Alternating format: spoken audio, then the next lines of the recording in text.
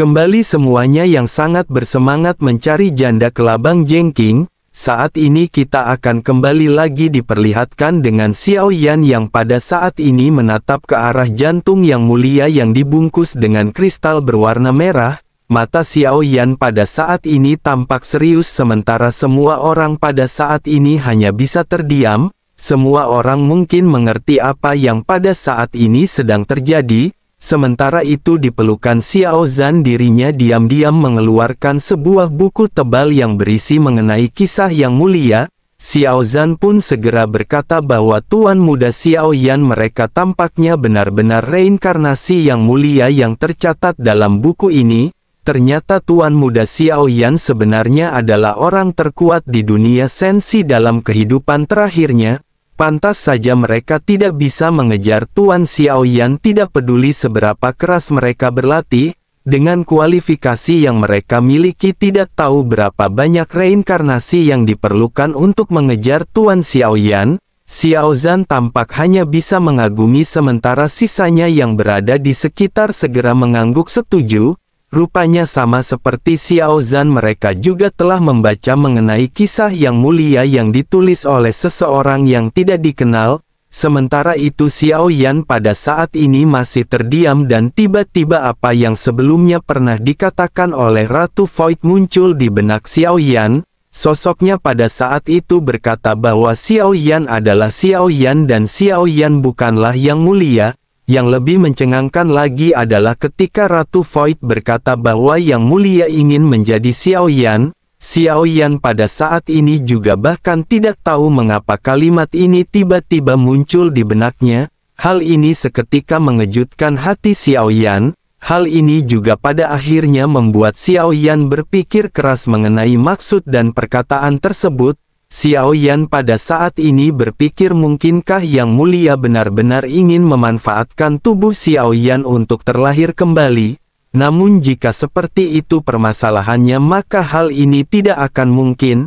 Dirinya merupakan orang yang kuat dan dirinya menitipkan segalanya kepada Xiao Yan. Mungkin saja perkataan Ratu Void ini bertujuan untuk mengecoh dan mempengaruhi pikiran Xiao Yan. Atau mungkin ada maksud lain yang sepertinya bisa dipahami oleh Xiao Yan pada saat ini. Kata dia ingin menjadi Xiao Yan sesungguhnya sepertinya mengacu kepada Xiao Yan. Mungkin saja hal tersebut berarti bahwa Xiao Yan harus menjadi seperti Yang Mulia dan menjadi orang terkuat yang berada di sensi. Xiao Yan sedikit menyipitkan matanya sementara semua orang pada saat ini menunggu apa yang akan dilakukan oleh Xiao Yan. Bersamaan dengan Xiao Yan yang berpikir pada saat ini jantung tersebut melayang di atas kepala semua orang, terkecuali Xiao Yan semua orang pada saat ini benar-benar merasakan keterkejutan, mereka semua juga ditekan oleh tekanan yang tidak tertandingi. Xiao Yan buru-buru mengambil tindakan untuk melindungi mereka karena energi dan darah semua orang melonjak. Jika tidak maka mereka pasti akan terluka parah atau bahkan mati akibat tekanan ini. Xiao Yan pun memandang ke arah jantung yang pada akhirnya datang ke arah Xiao Yan dan Xiao Yan bergumam bahwa jantung yang mulia ini sangat kuat. Meskipun memiliki hubungan yang sangat kuat dengan Xiao Yan ketika Xiao Yan mencoba menyatu dengan jantung tersebut Xiao Yan menemukan bahwa jantung ini tidak bisa menyatu atau menggantikan jantung Xiao Yan. Xiao Yan pada saat ini bergumam mengapa jantung ini tidak bisa digabungkan. Niat awal dari Raja Tianzang mungkin berharap kekuatan Xiao Yan meroket setelah mendapatkan jantung yang mulia. Namun pada akhirnya jantung ini sama sekali tidak bisa digabungkan dengan tubuh Xiao Yan. Justru selanjutnya hantaman kuat pada saat ini muncul dari jantung yang langsung mengenai tubuh Xiao Yan. Dengan suara teredam sosok Xiao Yan terlempar mundur menyemburkan seteguk besar darah, jantungnya bersinar dengan cahaya keemasan samar di udara sebelum akhirnya kembali ke genangan darah. Pusaran air yang sebelumnya melonjak pada akhirnya menghilang menenggelamkan jantung tersebut. Semua ini terjadi begitu tiba-tiba hingga bahkan Xiao Yan benar-benar menunjukkan keterkejutan. Setelah menstabilkan tubuhnya Xiao Yan menyekat darah yang mengalir di sudut mulutnya dan tersenyum pahit. Xiao Yan lanjut bergumam, ternyata ini bukan karena tidak bisa disatukan. Ini memberitahu Xiao Yan bahwa Xiao Yan tidak memenuhi syarat untuk mendapatkan jantung tersebut sekarang. Mungkin jika melihat hal ini Raja Tianzang tidak akan menyangka bahwa jantung yang mulia akan menolak Xiao Yan. Hal ini dikarenakan Xiao Yan tidak cukup kuat untuk mendapatkan persetujuan dari jantung ini. Sementara itu di sisi lain Xiao Yueli segera datang ke sisi Xiao Yan dan dengan cemas bertanya, apakah ayah baik-baik saja? Xiao Yan menggelengkan kepalanya dan berkata bahwa ini bukanlah permasalahan. Jantung ini milik Yang Mulia dan meskipun Xiao Yan adalah reinkarnasi Yang Mulia, ini bukanlah milik Xiao Yan. Terlebih lagi karena jantung di dalam tubuh Xiao Yan masih berdetak, mengapa Xiao Yan harus mengganti jantungnya? Setelah pencerahan ini Xiao Yan pada akhirnya segera menyesuaikan energi dan darahnya dan luka-lukanya seketika langsung sembuh. Xiao Yan lanjut berkata, karena Yang Mulia ataupun Raja Tianzang tidak memberikan instruksi yang jelas, sekarang sepertinya harus pergi ke kehampaan timur untuk melihat langsung pertempuran. Xiao Yan berpikir seharusnya ada perkiraan situasi pertempuran yang pada saat berlangsung di kehampaan timur. Xiao Yueli mengangguk dengan serius dan berkata, tentu saja ada, ayah bisa ikut dengan Xiao Yueli pergi ke Istana Hades. Semua orang pada akhirnya mengikuti Xiao Yan dan Xiao Yueli ke Istana Hades. Di tengah aula ada meja pasir besar yang berisi tentang situasi pertempuran di kehampaan Laut Timur, bahkan ada juga perkiraan kekuatan Taiksu yang ditandai. Xiao Yueli pada saat ini segera menjelaskan kepada Xiao Yan bahwa sekarang semua kekuatan Taiksu pada dasarnya terkonsentrasi pada kehampaan Laut Timur. Menurut informasi terpercaya yang diperoleh pemimpin Taiksu sekarang adalah keabadian dewa, tetapi secara spesifiknya kekuatannya tidak diketahui berada di langkah keberapa. Adapun mengenai alam dewa kuno setelah pertempuran di kehampaan Laut Timur pecah, tidak ada berita lebih lanjut. Begitu juga dengan sosok Raja Tianzang yang pada saat-saat ini kehilangan kabar. Xiao Yan pada saat ini mengerutkan kening dan berpikir bahwa situasi pertempuran ini terdengar sangat pesimistis. Hilangnya alam dewa kuno dan lenyapnya Raja Tianzang menunjukkan bahwa kehampaan Laut Timur ini hampir dikuasai oleh Taiksu. Sementara itu Xiao Yueli pada saat ini kembali menjelaskan bahwa jika ayah ingin memasuki kehampaan Laut Timur, dirinya sesungguhnya pada saat ini tidak tahu apa yang akan dirinya temui. Informasi yang diperoleh yang berada di atas meja pasir ini telah melalui waktu selama beberapa dekade. Informan yang mengirimkan berita tampaknya benar-benar telah dalam permasalahan. Namun meskipun begitu, sesungguhnya di kehampaan Laut Timur ini ada banyak orang kuat yang tersembunyi. Orang-orang kuat ini seketika berkumpul dan membentuk sebuah pergerakan. Sejauh ini sepertinya Taiksu benar-benar stagnan di kehampaan Laut Timur. Xiao Yan pun mengangguk mendengar apa yang baru saja dijelaskan oleh Xiao Yueli. Sementara itu Xiao Yueli pada saat ini dengan tegas segera berkata bahwa jika ayah ingin pergi, Xiao Yueli bisa memerintahkan seluruh kehampaan Laut Utara untuk bertarung dengan seluruh kekuatan mereka. Xiao Yan sedikit menoleh dan Xiao Yan menyadari bahwa Xiao Yueli pada saat ini adalah Ratu Dunia Bawah. Dengan begitu maka dirinya bisa mengerahkan semua kekuatan ini, tetapi Xiao Yan tidak bisa melakukan hal tersebut. Xiao Yan pun menggelengkan kepalanya dan berkata bahwa Xiao Yueli tidak boleh melakukan hal tersebut. Xiao Yueli tidak boleh menggunakan kekuatan dunia bawah sekarang. Ini adalah pendukung dan kartu Truth Sensi di masa depan.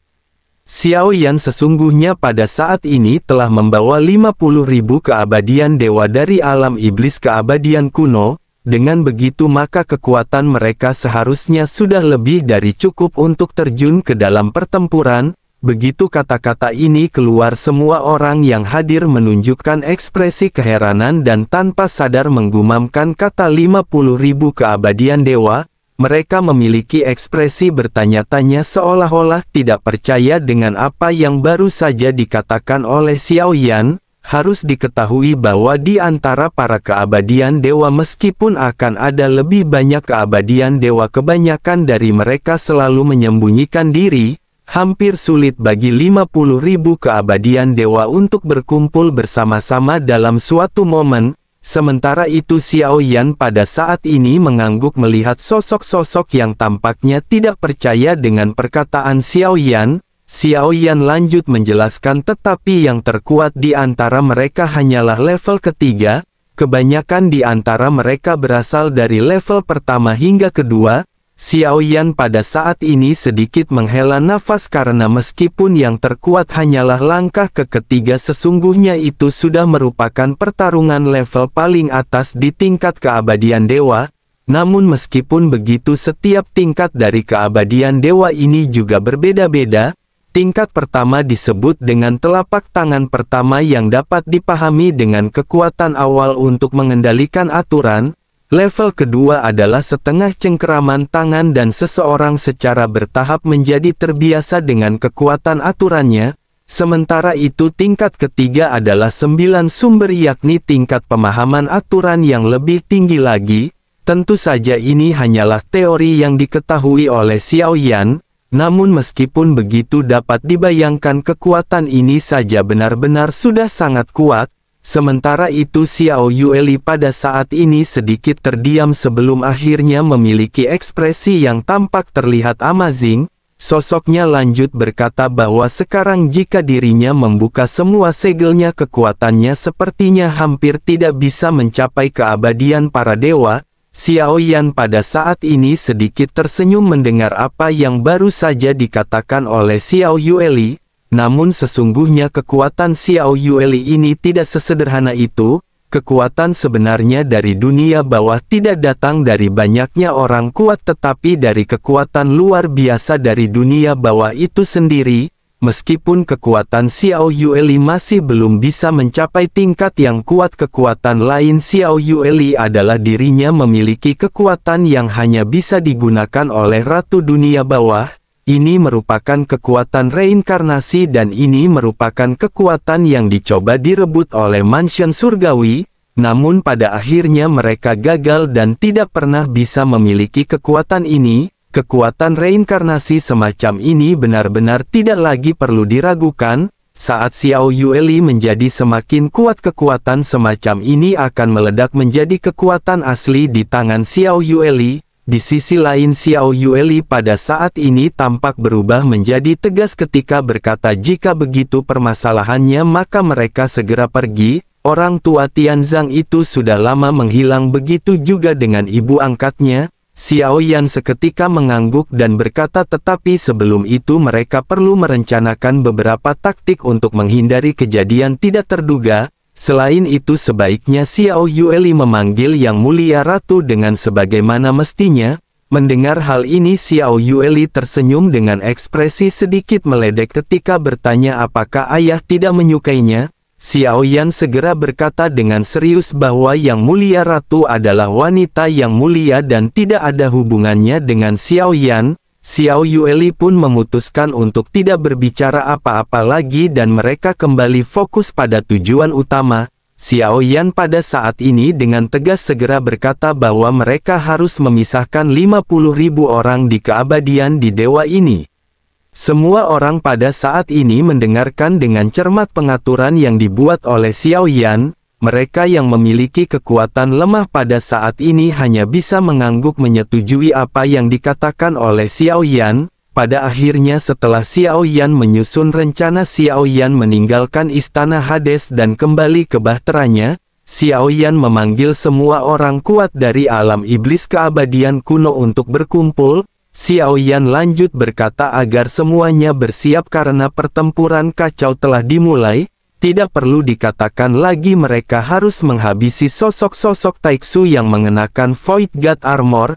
Jangan biarkan armor-armor ini kembali dan mereka semua harus mendapatkannya. Selanjutnya mereka akan menjadi tim menjadi beberapa bagian sebelum akhirnya bisa memasuki kelompok-kelompok ini. Mereka pada saat ini hanya memiliki satu tujuan utama, yakni menjelajahi situasi pertempuran. Mereka harus mencari tahu informasi tentang musuh. mereka juga akan menyerang yang kuat terlebih dahulu dan jangan menyerang titik terlemah. Semua orang pada saat ini seketika mengangguk mendengar apa yang baru saja dikatakan oleh Xiao Yan. Sementara itu Xiao Yan pada saat ini segera berteriak dengan penuh niat bertarung bahwa Xiao Yan berjanji tidak akan mengecewakan semua orang. Jari-jari Xiao Yan seketika terkepal dan Xiao Yan pada saat ini telah siap untuk memasuki kehampaan timur. Sebelum berangkat Xiao Yan pada saat ini harus membagi tim terlebih dahulu. Xiao Yan pun segera berteriak bahwa para senior yang berada di langkah ketiga bisa maju ke depan. Bersamaan dengan teriakan ini puluhan sosok seketika bergegas maju. Jumlah orang kuat di level ketiga ini tidak banyak tetapi mereka cukup untuk menjadi pemimpin. Xiao Yan pun selanjutnya membagi 50.000 orang menjadi beberapa tim dan jumlah masing-masing tim dijaga sebanyak 500 orang. Xiao Yan pun segera berkata bahwa dilihat dari grafik bintang tabel pasir sebelumnya ada titik kuat dan titik lemah. Sementara itu untuk penjelasan situasi spesifiknya akan dijelaskan kemudian. Semua orang pada saat ini mengangguk sementara Xiao Yan tidak lagi terus memberikan instruksi kepada mereka. Bagaimanapun orang-orang ini adalah leluhur dan orang-orang kuat dari alam iblis keabadian kuno. Tidak perlu bagi Xiao Yan untuk memberi detail kepada mereka karena mereka pasti telah mengetahuinya. Xiao Yan pada saat ini hanya perlu memberikan strategi taktis kepada mereka. Xiao Yan juga pada saat ini mengeluarkan slip batu giok transmisi suara. Dengan batu giok ini para pemimpin tersebut pasti akan bisa memberikan informasi jika ada situasi yang berubah. Bersamaan dengan hal tersebut Xiao Yueli juga pada saat ini segera menceritakan beberapa informasi medan perang yang telah dirinya pelajari. Xiao Yueli berkata bahwa saat ini Taixu menduduki beberapa titik kuat di kehampaan Laut Timur. Aliansi Dosian adalah salah satunya dan bintang Hong Meng juga telah terjatuh. Di garis depan ada 6 jenderal dan 3 komandan. Meskipun mereka semua secara kolektif disebut dengan jenderal, ada juga yang kuat dan yang lemah di antara jenderal-jenderal tersebut. Ada 3 jenderal yang merupakan 3 bersaudara dari keluarga Tu. Menurut kabar kekuatan kakak tertua dari saudara ini mencapai level ketiga. Sementara itu 2 lainnya tidak lemah karena dirinya telah mencapai level kedua. Yang paling penting lagi adalah ketika bersaudara tersebut bekerja satu sama lain, jika mereka berkumpul mereka akan memiliki keterampilan bertarung kombinasi yang kuat dan sulit untuk ditandingi. Xiao Yan pun sedikit mengangguk dan berkata jika semua persiapan telah selesai maka mereka akan segera berangkat. Tanpa basa-basi pada saat ini mereka akan bergegas. Xiao Yan pada saat ini benar-benar dipenuhi dengan semangat dan niat membunuh yang begitu kuat, bahkan istri-istrinya yang berada di dunia bawah pada saat ini tampaknya tidak melintas sedikit pun di benak Xiao Yan. Dalam situasi krisis seperti ini Xiao Yan tidak berani menunda sama sekali, tidak peduli seberapa besar kekuatan yang Xiao Yan miliki saat ini. Tepat ketika Xiao Yan hendak pergi tiba-tiba suara angin bertiup datang dari kota Fengdu. Hal yang pertama yang menarik perhatian adalah 2 sosok tinggi yakni seorang pria dan seorang wanita. Melihat hal ini Xiao Yueli pun berteriak ketika memanggil kakak tertua dan kakak kedua. Melihat 2 sosok di depannya Xiao Yan juga pada saat ini tampak terdiam sejenak. Xiao Yan tidak menyangka bahwa ini adalah sosok Xiao Xiao dan Xiao Lin yang telah tumbuh dewasa. Sosok Xiao Xiao tampak mirip dengan Kai Lin dan tubuhnya tampak tinggi serta ramping, bahkan tubuhnya lebih berlekuk jika dibandingkan dengan Kai Lin.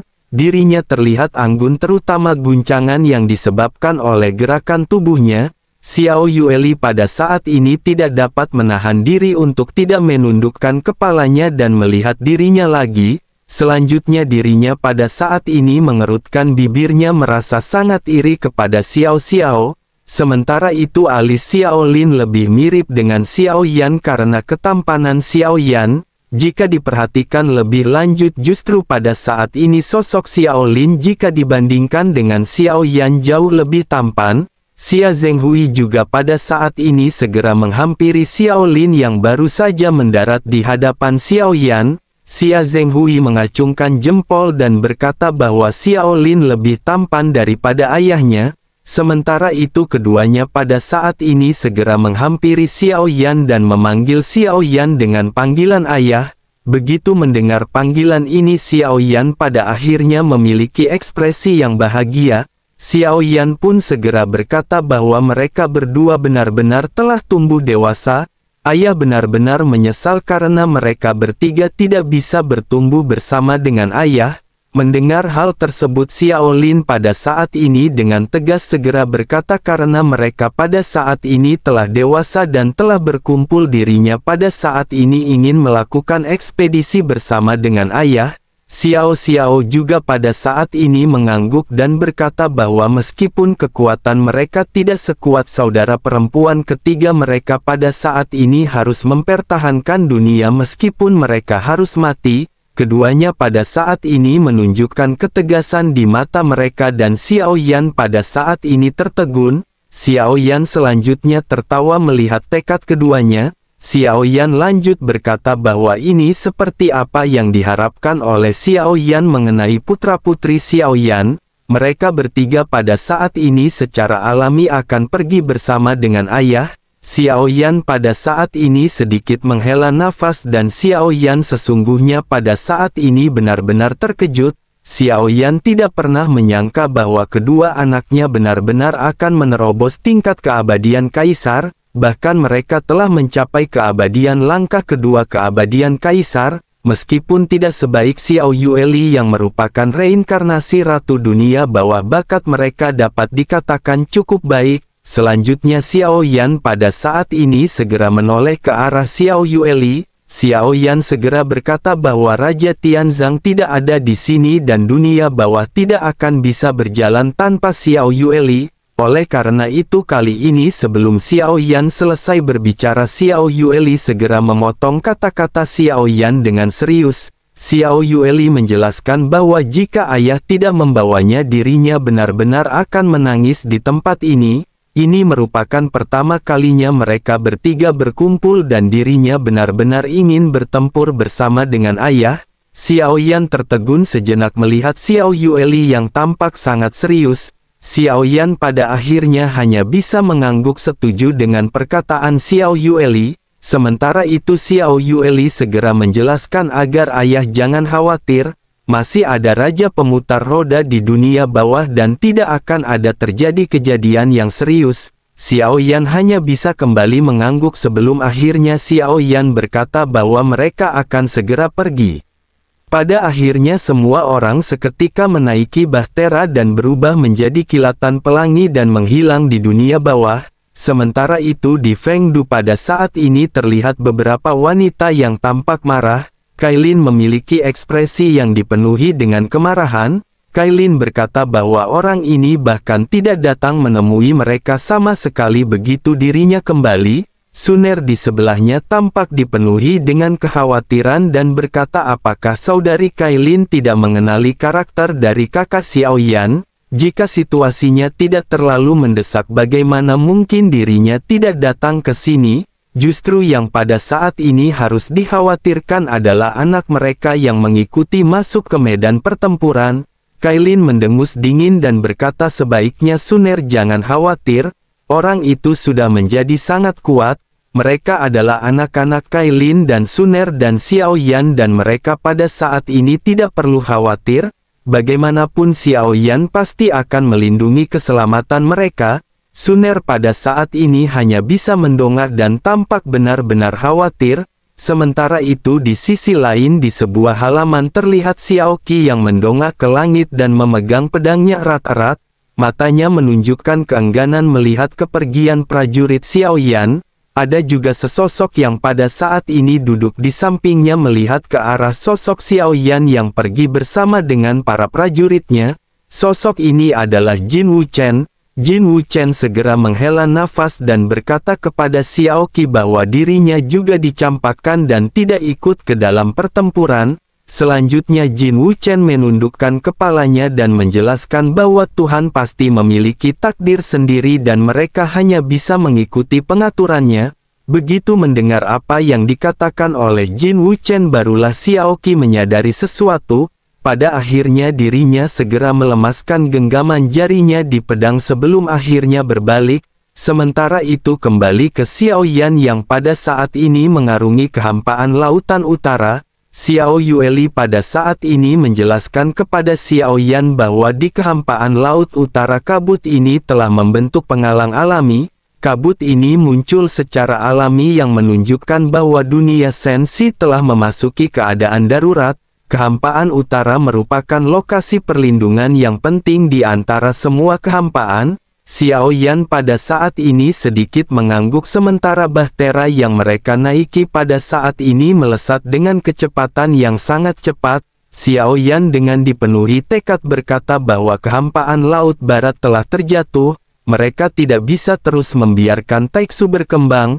Para prajurit Taiksu ini benar-benar akan terus-menerus menghancurkan makhluk hidup yang ada di sensi. Xiao Yueli pun mengangguk dan menjelaskan bahwa apa yang dikatakan oleh ayah memang benar. Dalam waktu singkat jiwa yang tidak terhitung jumlahnya pada akhirnya telah bereinkarnasi. Namun ada juga banyak jiwa yang tidak terhitung jumlahnya yang telah menjadi jiwa yang tersesat. Karena mereka tidak dapat menemukan jalan menuju reinkarnasi maka ada terlalu banyak jiwa yang harus dipanggil paksa di alam dunia bawah. Xiao Yueli selama periode waktu ini terus-menerus melakukan yang terbaik untuk memanggil jiwa-jiwa ini. Xiao Yan menghela napas mendengar apa yang baru saja dijelaskan oleh Xiao Yueli. Sesungguhnya ini merupakan tugas asli dari Xiao Yueli yang merupakan Ratu Dunia Bawah. Bersamaan dengan hal tersebut pada saat ini formasi bergerak terus-menerus membumbung ke langit dan menghilangkan bahtera Xiao Yan. Dengan formasi seperti ini Xiao Yan akan bisa bergerak dengan cepat dan benar-benar akan menghemat waktu dalam perjalanan menuju ke kehampaan Laut Timur. Xiao Yan juga pada saat ini memanfaatkan waktu untuk berbincang-bincang bersama dengan ketiga anaknya. Melihat ketiga anaknya yang pada saat ini saling bercanda-canda Xiao Yan pada saat ini benar-benar merasa bahagia. Xiao Yan tertawa terbahak-bahak melihat kelakuan ketiga anaknya yang pada saat ini saling ceng-cengan. Melihat keluarga harmonis ini orang-orang di samping secara tidak sadar terinfeksi oleh atmosfer yang ada. Sudut mulut mereka juga sedikit terangkat dan mereka pada saat ini tampak dipenuhi dengan rasa bahagia. Meskipun begitu Xiao Yan pada saat ini memperhatikan Xiao Yueli dan sesungguhnya Xiao Yan sangat iri pada Xiao Yueli. Tidak hanya Xiao Yueli tidak memiliki hambatan dalam kultivasi tetapi dirinya bahkan tidak tahu bagaimana caranya menerobos. Dalam perbincangan sebelumnya Xiao Yueli merasakan adanya sesuatu yang aneh dan menceritakannya kepada Xiao Yan. Xiao Yueli bertanya kepada Xiao Yan apakah dirinya pada saat ini sedang menerobos, mengapa dirinya tidak bisa merasakan adanya perasaan sama sekali ketika dirinya menerobos dan meningkatkan kekuatannya. Xiao Yan sedikit mengerutkan kening dan bergumam bahwa Xiao Yueli telah menerobos ke keabadian kaisar. Apakah Xiao Yueli selama ini tidak mengetahui mengenai terobosan ini sama sekali? Xiao Yueli hanya bengong sebelum akhirnya bergumam bahwa dirinya sesungguhnya tidak merasakan adanya apapun. Dirinya hanya merasa sedikit aneh tetapi hanya itu yang dirasakan oleh Xiao Yueli. Inilah yang membuat Xiao Yan benar-benar tercengang dengan apa yang dialami oleh Xiao Yueli. Hal ini juga sekaligus membuat Xiao Yan merasa sangat curiga mengenai alasan mengapa Xiao Yan mengalami kesulitan dalam kultivasi. Xiao Yan mengalami begitu banyak bencana dan mungkin ini semua sepenuhnya disengaja oleh dirinya atau yang mulia itu sendiri. Xiao Yan pun hanya bisa menghela nafas memikirkan hal ini sebelum akhirnya Xiao Yan kembali fokus. Bersama dengan hal tersebut bahtera juga pada saat ini bergetar dan kegelapan di sekitarnya menghilang. Kegelapan ini digantikan oleh lautan kehampaan dengan warna-warni yang sangat menyilaukan. Xiao Yueli pada saat ini tampak terlihat celingak-celinguk dan sepertinya ada sesuatu yang aneh yang mereka alami. Xiao Yueli pada saat ini bergumam bahwa semua lubang cacing pada saat ini tampaknya telah diblokir. Mengapa lubang cacing ini menghilang dan apakah sesungguhnya yang telah terjadi? Adegan ini tampaknya benar-benar mengejutkan Xiao Yueli sementara Xiao Yan pada saat ini menghibur Xiao Yueli ketika bertanya apakah ada yang lain. Xiao Yueli pada akhirnya memerintahkan Bahtera untuk bergerak dan setelah beberapa saat Xiao Yueli kembali berteriak bahwa semua lubang cacing telah menghilang. Xiao Yan pada saat ini mengerutkan kening mendengar apa yang baru saja dikatakan oleh Xiao Yueli. Selanjutnya Xiao Yan berpikir dan berkata bisakah mereka membuat lubang cacing lain? Xiao Yueli tersenyum pahit dan menggelengkan kepalanya sambil berkata bahwa dirinya belum pernah mendengar hal ini, oleh karena itu dirinya tidak tahu apakah lubang cacing ini bisa dibuat atau tidak. Xiao Yan pun seketika menjentikkan lengan bajunya dan Gou Yan seketika keluar. Xiao Yan lanjut berkata kepada Gou Yan bahwa Xiao Yan pada saat ini ingin meminta tolong kepada Gou Yan untuk membuatkan lubang cacing. Gou Yan yang awalnya hendak marah kepada Xiao Yan tiba-tiba merasakan ada sesuatu yang aneh di sebelahnya. Begitu Gou Yan menoleh menatap ke arah Xiao Yueli, sosoknya tanpa sadar mundur dan bersembunyi di balik tubuh Xiao Yan. Sementara itu Xiao Yueli memandang ke arah Gou Yan dan bertanya-tanya mengapa benda ini terasa familiar. Di sisi lain Gou Yan pada saat tampak gemetar dan sepertinya tidak ingin berlama-lama di tempat ini. Dirinya segera bertanya kepada Xiao Yan apakah sesungguhnya yang diinginkan oleh Xiao Yan. Xiao Yan pun menjelaskan bahwa lubang cacing di tempat ini telah menghilang dan Xiao Yan pada saat ini ingin tahu apakah Gou Yan memiliki cara untuk membuat lubang cacing. Gou Yan seketika sedikit menyipitkan matanya, sosoknya berkata bahwa Xiao Yan menganggap Gou Yan terlalu tinggi. Bahkan meskipun itu dapat diselesaikan mereka tidak akan membutuhkan waktu singkat. Begitu selesai berbicara Gou Yan seketika menoleh sebelum akhirnya Gou Yan menyadari sesuatu. Gou Yan pun segera bergumam bukankah ini? Mendengar apa yang digumamkan oleh Gou Yan semua orang pada saat ini seketika mengerutkan kening. Sementara itu Gou Yan segera menjelaskan bahwa seseorang telah memasang penutup mata di sini dan Gou Yan akan memecahkannya. Begitu suaranya terdengar cahaya biru seketika melonjak dari kedalaman mata Gou Yan. Pada saat ini puluhan ribu sosok di Bahtera termasuk dengan beberapa orang yang mahir dalam seni segel seketika menunjukkan ekspresi keterkejutan. Hanya mereka yang bisa memahami betapa keluar biasanya kekuatan Gou Yan untuk menembus segel seperti ini dalam sekejap.